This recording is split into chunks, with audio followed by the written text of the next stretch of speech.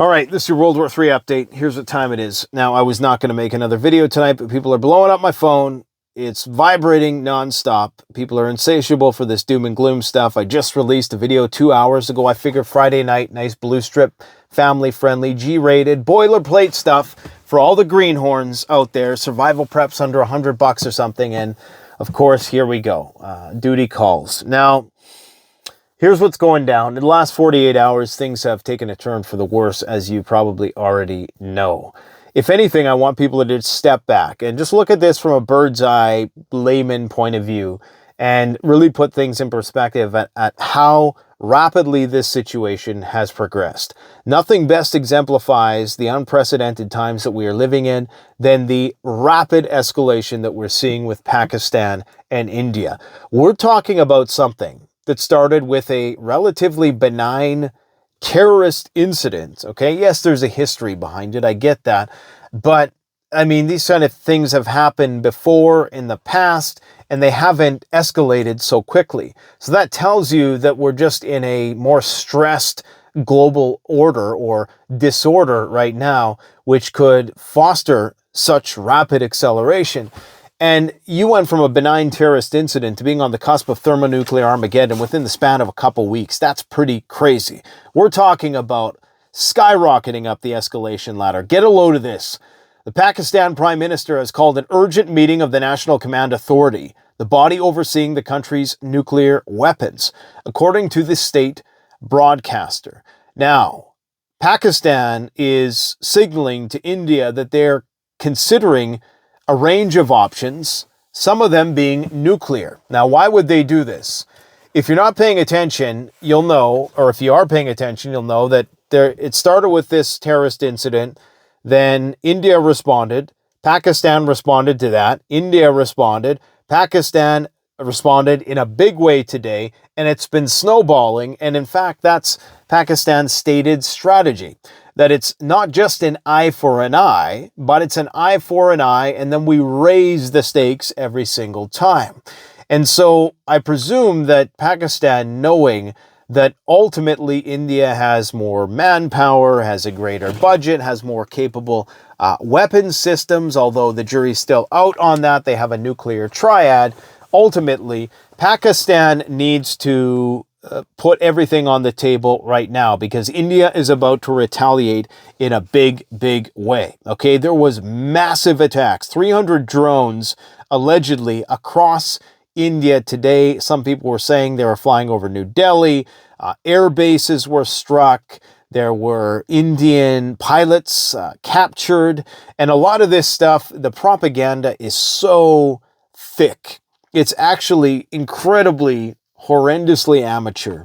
Okay, that's the only way I can describe it, especially on the Indian side. I'm listening to one of these Indian reporters, and they have a on-the-ground, commentator, and they're talking about how we just got word that a high-ranking officer was killed in this attack on our airbase, and then the guy interrupts them and says, oh, we must go now to see this footage of watching India intercept a Pakistani missile. And it just completely unrelated. It was actually old. Anyways, the propaganda is sickening. All right. So what you need to know is that Pakistan apparently, sent a message today, and the Indians aren't too happy about it. So now they're going into large-scale mobilization mode across the border. We're talking about ground forces, okay? We're about to enter into a possible full-on combined arms warfare situation. We've already seen the ballistic missiles fly. We've seen the fighter jet dogfights, the biggest ones in recent history.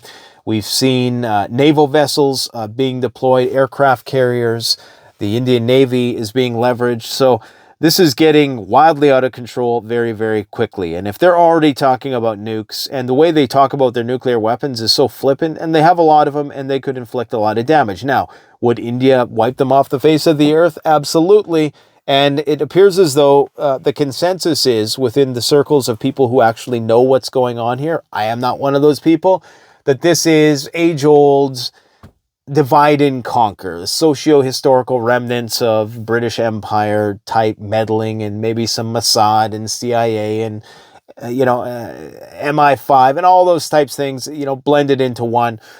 There's a lot going on with China, but we're not going to get into the macro geopolitical analysis of this. Let's just focus on this because it's such a fluid situation. Now, here's what's going on. The Indian military has initiated a significant mobilization of additional forces along the border, including the activation of its reserve territorial army to ensure that the army maintains full operational readiness in case of a further escalation of the conflict. So we don't know what India's response is going to be just yet, but we can surmise that it's likely going to be substantial, all right? Because India wouldn't have initiated this war if they didn't plan on seeing it through to the finish. Let's get one thing clear. India has 1.5 billion people. That country is getting hotter and hotter every year. I'm sure water scarcity is an issue. And like a lot of these things, that's what this is going to be about. It's going to be a war for resources. But again, I promised I wasn't going to get into the macro geopolitical stuff, but here we go. All India Institute of Medical Sciences have been canceled, all kinds of leave, vacation stations, and more amid rising tensions. So doctors, nurses can't take any kind of leave. They're mobilized, just as Pakistan is. Apparently there was some prescribed blackouts today in certain places in order to, I guess, make it more difficult for the Pakistani missiles to meet their targets, I presume, although Pakistan is claiming that they've done major cyber attacks across the country, inflicting damage on 70% of the power grid, which is incredibly unlikely, to be brutally honest, but I don't know how India's power grid is wired. Pakistan also is claiming that they've completely destroyed air bases, which, again, would be very unlikely if they were only using conventional weapons. What does that mean? Did you blow up the entire airstrip? Did you just blow up the hangars, like planes? There is some pretty good evidence that Pakistan lost some of its one of its AWACS planes. But I mean, there's just so much. I mean, just go on X or watch somebody who's broadcasting in real time if you want all the minutia. I'm just kind of giving you an overview. The Indians are claiming that they've shot down a couple Pakistani aircraft. And of course, the Pakistanis are claiming that they actually have captured a female Indian pilot. And there's video footage of this. Okay, so pretty substantial. They've claimed that they have completely destroyed India's Sirsa airfield, although you're never going to hear India. I mean, if we thought that Ukraine and Russia was bad guys, you know how worlds apart they are in terms of the numbers. Ukraine saying they lost 30,000 guys. Russia's saying they lost 1 million. I mean, it's going to be like, the spectrum is going to be even more vast. The chasm between what one side and the other side says is going to be massive. So don't expect to get any truth out of this matter. They're talking about 300 drones descended across the Indian country. Delhi residents rushing to bunkers. Again, we don't know. I mean, do they even have bunkers in New Delhi? I don't know. 4 air bases in Pakistan were targeted by Indian airstrikes. Pakistan has launched a major cyber attack on 70% of the Indian electricity grid. All planes have been grounded. Of course, there's been a NOTAMs that's been in effect for the last few hours over Pakistan. So this shit is totally serious. Now, who knows where that's going to be by the time this video releases. We could already see a nuclear detonation, to be brutally honest, the way things are progressing. Now that the ball's in India's court, I would say that when you don't know whose turn it is anymore, that's how you know you're in a full-blown war. And that, and only then, is a sign that this thing has, gone really, really hot. For now, they're still kind of taking turns, sort of.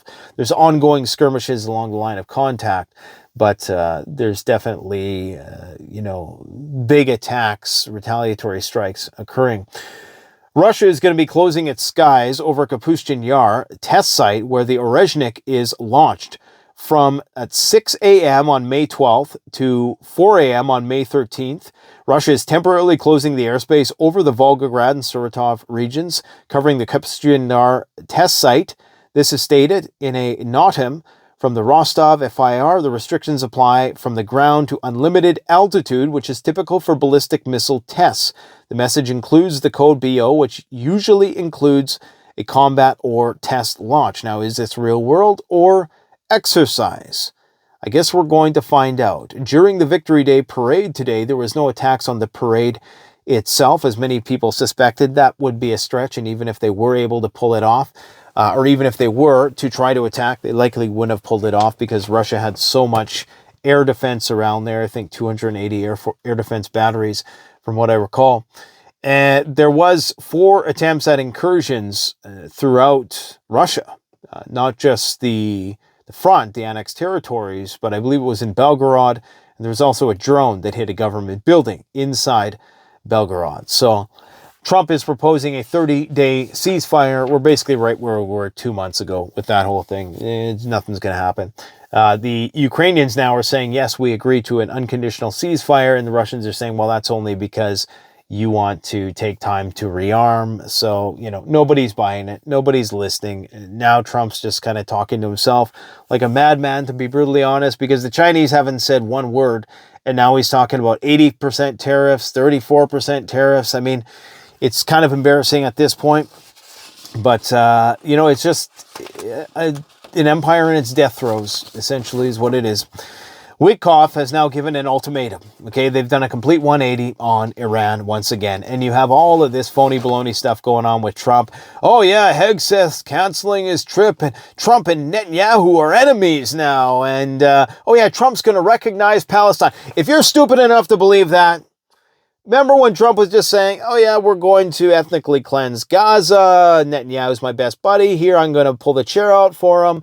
Oh yeah, we're going to, what else did they say? Oh yeah, we're going to, destroy the Houthis. We're going to destroy the Iranians, yada, yada, yada. We're going to impose secondary sanctions and all this stuff. And now the complete opposite is true and everybody's falling for this. This is classic bait and switch type stuff. This is classic controlled opposition.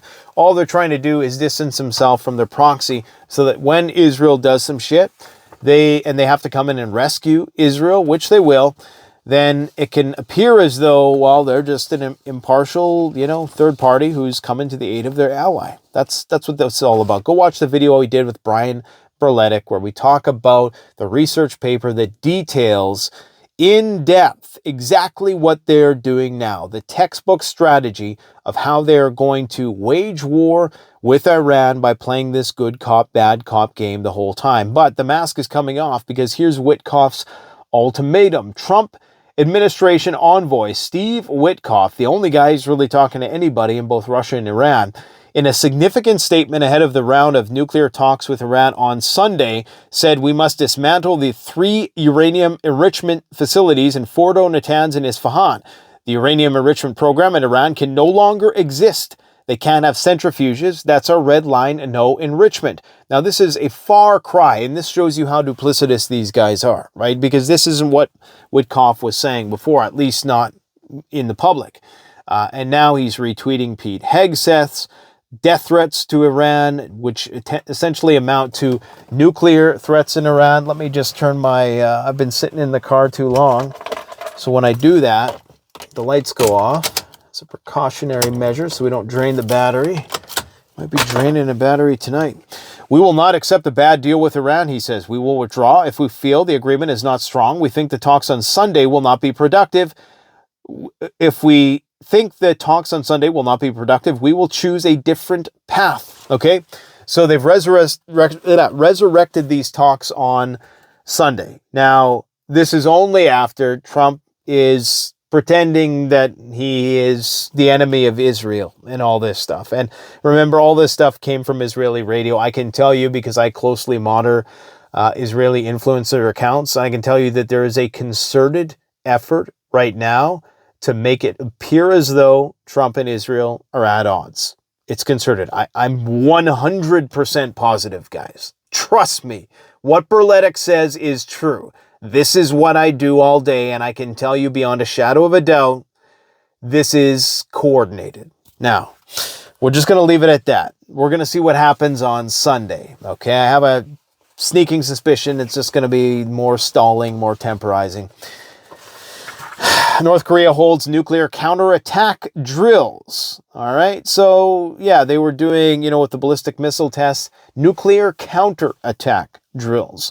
So things could pop off. I mean, if we've seen how quickly things popped off with Pakistan and India, you know that they could go the same way anywhere else on the map. And yet we're still going to have normalcy Normans out there. Oh boy. What else do we got? I think that's about it. I got to get to work. Thanks for watching. Stay safe and do yourself a favor. Go watch our most recent Blue Strip video. Survival preps under $100. A lot of cool items in there. Thanks a lot. Take care.